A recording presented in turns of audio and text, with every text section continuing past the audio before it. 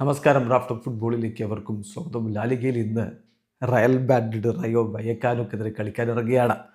അത് നിർണായകമായ പോരാട്ടമാണ് നമുക്കറിയാം. കാരണം ബാഴ്സ അവരുടെ ഇന്നലത്തെ കളി വിജയിക്കുകയും 4 പോയിന്റ് വ്യത്യാസമാക്കി ഇപ്പോൾ മാറ്റിയിട്ടുമുണ്ട്. കളി ജയിച്ച റയലിന് അത് 1 പോയിൻ്റായിട്ട് വീണ്ടും ചുരുക്കാൻ പറ്റും. അതുകൊണ്ട് തന്നെ ഇനിയൊരു കാലിടറൽ എന്തായാലും സംഭവിക്കാൻ പാടില്ല.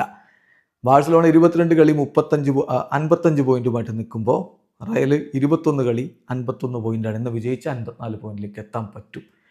അപ്പോൾ ആ കളിക്ക് വേണ്ടിയിട്ടുള്ള റയൽ മാഡ്രിഡിൻ്റെ സ്ക്വാഡൊക്കെ കോച്ച് പ്രഖ്യാപിച്ചിട്ടുണ്ട്. കോച്ച് ഇന്നലെ മാധ്യമങ്ങളെ കണ്ടപ്പോൾ അദ്ദേഹത്തോട് ചോദിക്കുകയുണ്ടായി, ഈ ടീമിൽ അൺടച്ചബിൾ പ്ലെയേഴ്സ് ആരൊക്കെയാണ്, അങ്ങനെ നിങ്ങൾ ടീമിൽ നിന്ന് ഒഴിവാക്കില്ല എന്നുള്ള താരങ്ങൾ. അപ്പോൾ അദ്ദേഹത്തിൻ്റെ മറുപടി, എനിക്ക് ബെസ്റ്റ് പ്ലെയേഴ്സിനെ കളിക്കളത്തിൽ കാണണം, അതാണ് ഞാൻ ഉദ്ദേശിക്കുന്നത്, എല്ലായ്പ്പോഴും അതാണ് ഞാൻ ഉദ്ദേശിക്കുന്നത്. തീർച്ചയായിട്ടും ഫാൻസിനും അങ്ങനെ തന്നെയല്ലേ, ബെസ്റ്റ് പ്ലെയേഴ്സ് കളിക്കളത്തിൽ ഉണ്ടാവണമെന്നല്ലേ.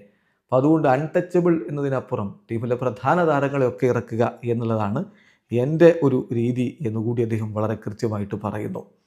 ഏതായാലും ഈ മത്സരത്തിനായിട്ടുള്ള റയൽ മാഡ്രിഡിൻ്റെ സ്ക്വാഡ് പ്രഖ്യാപിച്ചിട്ടുണ്ട്. അപ്പം ഇന്നത്തെ പ്ലേയിങ് 11 ആരൊക്കെ ഉണ്ടാകും എന്നുള്ളൊരു ചോദ്യം കൂടി ഇതിനോടൊപ്പം വരുന്നുണ്ട്. അപ്പോൾ അതിൽ ഒരൊറ്റ കൺഫ്യൂഷൻ മാത്രമേ കോച്ചിനുള്ളൂ. റൈറ്റ് വിങ്ങായിട്ട് ബ്രാഹിമിനെ ഇറക്കണോ റോഡ്രിഗോയെ ഇറക്കണോ, ഇതേ കൺഫ്യൂഷനുള്ളൂ. ബാക്കിയെല്ലാം സെറ്റാണ് എന്നാണ് ഇപ്പോൾ സ്പാനിഷ് മാധ്യമങ്ങൾ റിപ്പോർട്ട് ചെയ്തത്. ഏതായാലും സ്ക്വാഡിൽ ആരൊക്കെ ഉണ്ടെന്ന് നോക്കാം. ഗോൾ കീപ്പർമാരായിട്ട് കോർട്ടുവ, ലൂനിൻ, ഫ്രാൻ ഗോൺസാലസ് എന്നിവരുണ്ട്. ഡിഫൻസിലേക്ക് Carvajal, Alaba, Asencio, Carreras, Fran Garcia, Huijsen എന്നിവരുണ്ട്. അതേസമയം മധ്യനിരയിൽ Bellingham, Camavinga, Valverde, Tchouameni, Arda Guler, Dani Ceballos എന്നിവരുണ്ട്. മുന്നേറ്റത്തിൽ Vini Junior, Mbappe, Rodrygo, Gonzalo, Brahim, Mastantuono എന്നിവരുമുണ്ട്. ചുരുക്കത്തിൽ ശക്തമായ സ്ക്വാഡും കൊണ്ട് തന്നെയാണ് ഇറങ്ങുന്നത്. വിജയത്തിൽ കുറച്ച് മറ്റൊന്നും ചിന്തിക്കാനാവില്ല. ഒരു സമനില കൊണ്ടൊന്നും ഇനി തൃപ്തിപ്പെടാൻ പറ്റില്ല. വീഡിയോ അവസാനിക്കുന്നു. ഫുട്ബോൾ ലോകത്തെ കൂടുതൽ വിശേഷങ്ങളുമായി റാഫ്റ്റോക്സിൽ വരാം.